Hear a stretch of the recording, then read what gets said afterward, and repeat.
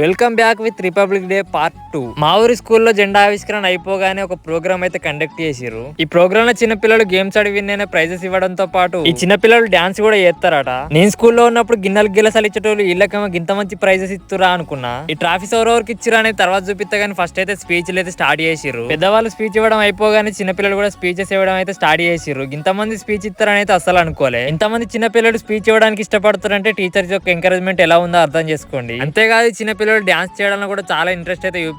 ఇంతమంది చిన్న పిల్లలు పార్టిసిపేట్ చేసి డాన్స్ చేయడం ఇదంతా చూస్తేనైతే నాకైతే చాలా బాగా అనిపించింది. డాన్స్ ప్రోగ్రామ్ అయిపోగానే చిన్న సన్మాన కార్యక్రమం చేసి తర్వాత ప్రైజెస్ ఇవ్వడం అయితే స్టార్ట్ చేసిర్రు. మా విలేజ్ లో క్రికెట్ అండ్ వాలీబాల్ టోర్నమెంట్ అయితే జరిగింది. దానిలో విన్ అయిన వారికి అయితే ఇప్పుడు ప్రైజ్లు అయితే డిస్ట్రిబ్యూట్ చేస్తున్నారు. వాలీబాల్ అండ్ క్రికెట్ ఆడిన అందరికీ అయితే ట్రాఫీస్ ఇవ్వడం అయితే అయిపోయింది. క్రికెట్ కప్ చూడరు ఎంత పెద్దగా ఉందో. అన్ని ట్రాఫీస్ అయితే అయిపోయినాయి. మరి చిన్న పిల్లలకి ఏమి ఇచ్చారంటే మళ్ళీ గిన్నెలే ఇచ్చిర్రు. అయినా గిన్నెలు ఇస్తారా గిలాసాలు ఇస్తారా అని కాదు, ప్రైజెస్ ఇచ్చి మనకు చప్పట్లు కొడితే ఫీలే వేరే ఉంటుండే. మొత్తానికైతే విన్ అయిన ప్రతి ఒక్క స్టూడెంట్ ని స్టేజ్ మీకు పిలుచుకొని ప్రైజెస్ డిస్ట్రిబ్యూట్ చేయడం అయితే అయిపోయింది. వీళ్ళందరూ తీసుకున్న ప్రైజులు చూస్తే నాకు కూడా ఒక ప్రైజ్ కావాలని ఆయనకి చిన్నపిల్ల దగ్గర నుంచి లేపేద్దామని ట్రై చేసిన.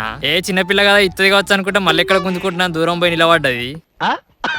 అయినా గా చిన్న పాప ప్రైజ్ మనకెందుకులే గానీ మొత్తానికైతే ప్రోగ్రామ్ చాలా బాగా జరిగింది. మొత్తానికైతే స్వీట్ తెచ్చి ఇచ్చిర్రు. మీ స్కూల్లో ఏం స్వీట్ ఇచ్చిర్రో కామెంట్ చేయుర్రి.